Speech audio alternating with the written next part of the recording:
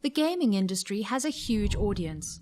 One important way the gaming industry earns income is by letting users play the game for free until they are addicted to playing the game, and then lock the higher levels of the game at a certain point, at which time the users are either asked to score a certain number of points, or to buy out cards, lives, digital cash, or to wait for a certain period of time to pass before continuing the game.